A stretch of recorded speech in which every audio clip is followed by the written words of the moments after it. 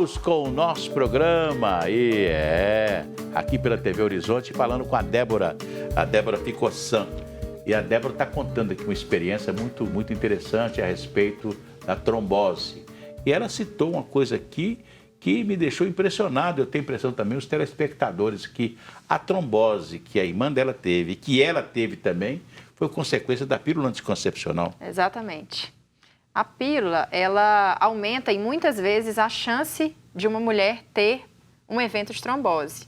Não significa que todas que tomam vão passar por isso, claro que não, mas aumenta muito o risco. E esse é um fator de risco. Imagine ele combinado com outros fatores, como, por exemplo, obesidade, sedentarismo, falta de exercício, falta de exercício.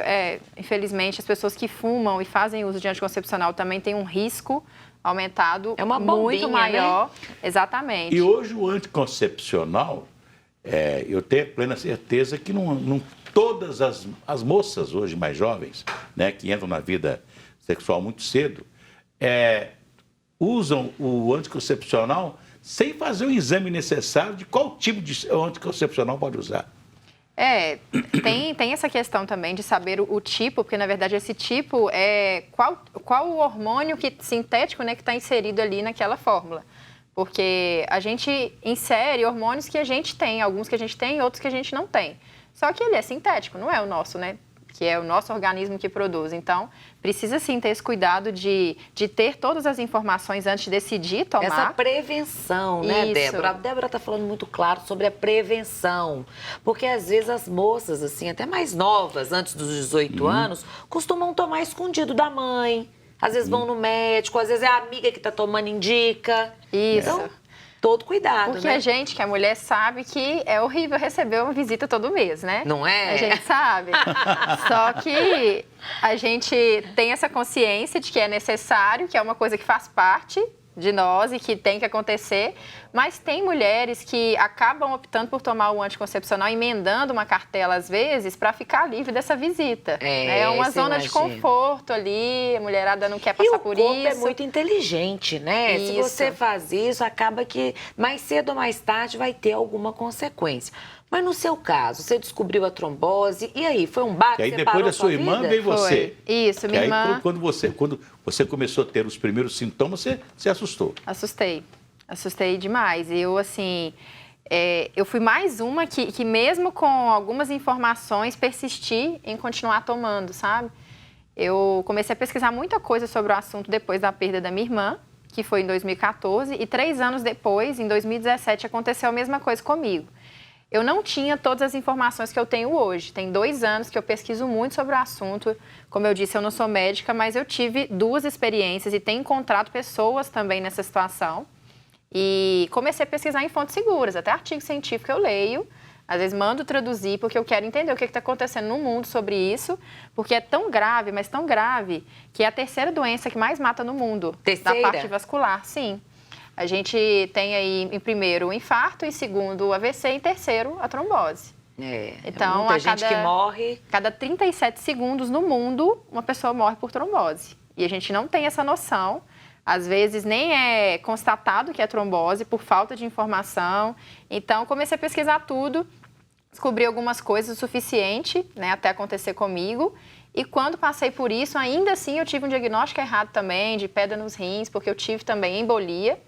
Não tive você chegou dor. a ter embolia? Cheguei a ter embolia. E eu tive embolia bilateral, nos 2 lados do pulmão. Tive vários trombos espalhados que tomaram conta mesmo. Que coisa impressionante. E eu descobri numa dor, mas uma dor horrorosa que, gente, acho que eu não desejo nem para a pior pessoa desse mundo a dor que eu passei, porque eu realmente achei que eu fosse morrer como a minha irmã. E achou que era nos rins? Achei que era. Eu senti uma dor nessa viradinha aqui, bem nesse ossinho. Na costela? Isso.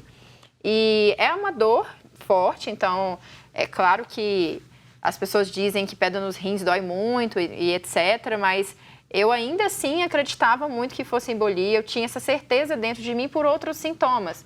As minhas pernas incharam muito 1 semana antes, mas eu não tive dor alguma, não mudou de cor, foi só inchaço. E achei que estivesse retendo líquido, também trabalhava sentada, então a gente sempre tem essa mania de ficar associando, né? Em momento nenhum você pensou que estava se repetindo com você o que aconteceu com sua irmã? Eu pensei, e aí eu fiz um exame da perna, uma ultrassom da perna, que é chamado de duplex, scan ou Doppler, E não deu nada nesse exame, porque provavelmente eu fiz num dia e, às vezes, questão de horas ou dias antes, já tinha subido para o pulmão. Nossa. Não deu nada nesse exame. Como eu também não estava com dor, então eu fiquei realmente pensando, alimentação errada, trabalhar muito tempo sentado. Que é uma mania que a gente tem, e aí eu falo a gente, não estou dizendo 100% das pessoas, mas conversando com muita gente eu vejo que isso é um comportamento repetitivo nas pessoas, de sempre achar que são outras coisas, ficar associando. Todo mundo tem um pouco de médico, né, gente? Joga exato. no Google, lá no Dr. Google, e acha que é todas as respostas, né? Isso. Peguei um mau jeito, eu caí jogando bola, como eu conheci esses dias alguns jogadores de futebol que tiveram trombose e tiveram suas carreiras interrompidas por causa disso. E não façam isso, gente, não façam isso. Procurem o pronto atendimento. Eu sei que às vezes é complicado fazer um exame naquele momento, mas se você está no seu direito, se o sintoma está de um nível médio para mais grave, exige sim um exame. Débora, você que ficou PhD no assunto, tem algum tipo de medicamento que as pessoas podem tomar no momento em que começam a pressentir esses sintomas? Não, porque não existe um remédio para curar imediatamente a trombose. Igual, por exemplo, né, tem no caso do infarto, tem alguns procedimentos que as pessoas fazem, né? Quando percebe que está tendo um infarto e tal, etc. Isso. São procedimentos que as pessoas fazem que às vezes dá certo de ajudar. A não ser quando o infarto é aquele infarto fulminante, né? Mas tem jeito quer dizer, não existe nenhum tipo de medicação que pode amenizar. Como que foi o seu tratamento?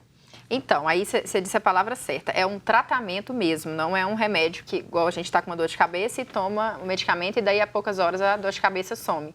Não funciona assim para trombose. Gostaríamos que fosse assim e tenho esperança que um dia tenha esse medicamento ainda, porque vai salvar muitas vidas. Mas quando você descobre que o seu sangue está sólido, que a trombose na verdade é isso, eu gosto de dar o exemplo da gelatina, a gente deveria ter o nosso sangue circulando pelo corpo sempre líquido. E quando ocorre a formação de um coágulo, de um trombo, que é a mesma coisa, é como se o nosso sangue tivesse virado uma gelatina ali naquele lugar. Tá sólido. Isso. 90% dos casos de trombose ocorre na perna, porque a gente tem uma válvula na nossa panturrilha, que é a que joga o sangue de volta. O coração bombeia para o corpo todo e ela empurra de volta. Então, fica mais propício a formação de trombo aqui embaixo, que é mais difícil o retorno. Mas tem os casos em que acontecem em outros membros ou órgãos do corpo. Eu conheci esses dias uma pessoa que ela, infelizmente, ficou cega porque ela teve uma trombose no olho. Então, ninguém está livre de acontecer em qualquer região mesmo. E aí, o que precisa fazer nesse caso? Precisa dissolver esse sangue de novo, para ele voltar a circular normalmente. Foi o tratamento que você fez, raliar o sangue. Raliar o sangue. Como diz na velha temática dos antigos. Raliar o sangue. Tem gente que fala que limão é bom para raliar o sangue. Você já ouviu isso? Já ouvi falar. Muita gente fala isso. Limão, é isso? Nunca vi nada comprovado, né? Mas, é a sabedoria popular. Isso. Mas especificamente alguma coisa assim, de imediato não. Aí o tratamento é fazer uso de anticoagulante. O anticoagulante vai lá, raleia o sangue, então ele facilita a passagem de sangue onde está o trombo e com o tempo o trombo ele vai se dissolvendo. Mas na verdade quem dissolve o trombo é o nosso próprio organismo, que combate isso com o tempo. As pessoas infartadas tomam um anticoagulante, né? Isso. Normalmente, né? Tem umas que aplicam na barriga, né? Aquele anticoagulante, tem isso também. Tem sim. É porque tem a varfarina, tem a heparina e tem a inoxaparina. Conversa direito comigo, Débora. Esses nomes difíceis aí, eu sei que tem arina, né? Isso, tem arina. Todas são no intuito de raliar o sangue. Mas a inoxaparina, o efeito dela é mais imediato. Você já deve ter visto, ou se você não viu, de alguém deve ter ouvido falar dessas injeções para as grávidas. Sim, as gestantes, né? Que muitas vezes tem gente que chega a sofrer um aborto. Exatamente. Por conta da trombose. Isso. Muitas vezes são pessoas que têm alguma coisa hereditária, que é a chamada trombofilia, que é uma predisposição a ter trombose.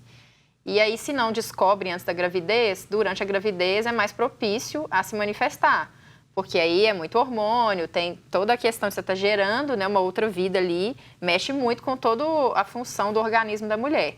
E aí essa injeção eu também tomei. Quando eu tive o diagnóstico correto da minha embolia, eu fiquei internada 15 dias tomando essa injeção. Após esses 15 dias, quando eu fui para casa, eu comecei com a varfarina, que é um medicamento que eu tomo hoje todos os dias, para poder manter o meu sangue ralinho, né? Você tem uma vida normal? Tem. Você vai para atividade física, faz academia? Agora sim, eu fiquei com sequela no pulmão, mas é uma sequela que, graças a Deus, ela é reversível, então eu já estou quase que 100% livre dela, que é onde eu tive os trombos. Ficaram interrompendo a passagem de sangue de algumas veinhas. Então, esse lugar ficou ressecado e deu umas feridas, que são chamadas de infartos pulmonares. Daí que veio a minha dor, porque cada vez que eu respirava, essas feridas abriam e fechavam, né? Então, era uma dor horrorosa. E aí, é como se fosse uma casquinha de machucado. Com o tempo, viram umas cicatrizes, só um sinalzinho ali. Quer dizer, em resumo, né?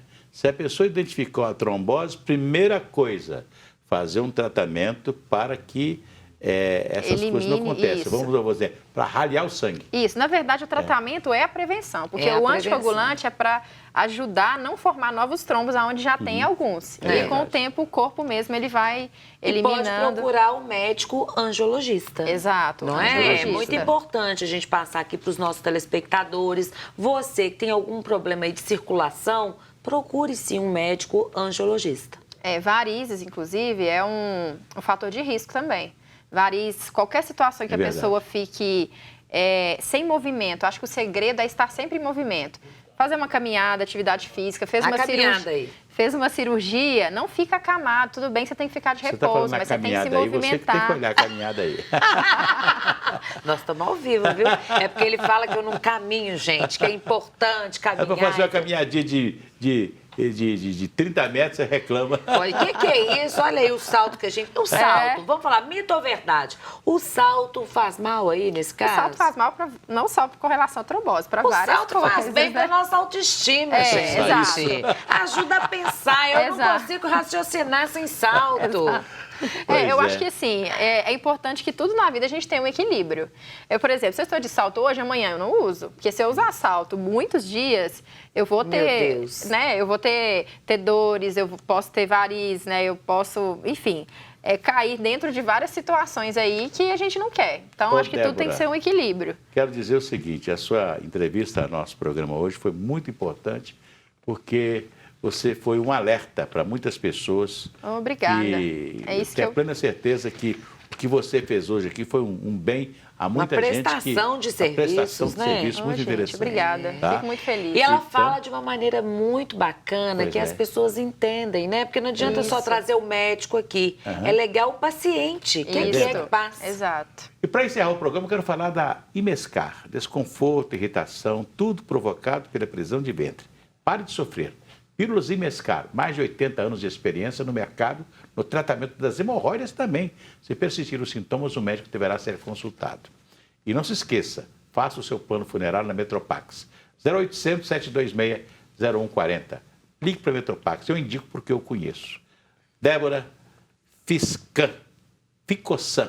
Isso. Muito obrigado pela sua presença aqui. Imagina, eu que agradeço, Patrícia, gente. Amanhã tem mais? Vambora? Vambora. Amanhã tem mais. Gratidão e alegria. Obrigada pela audiência. Um abraço para vocês e até lá.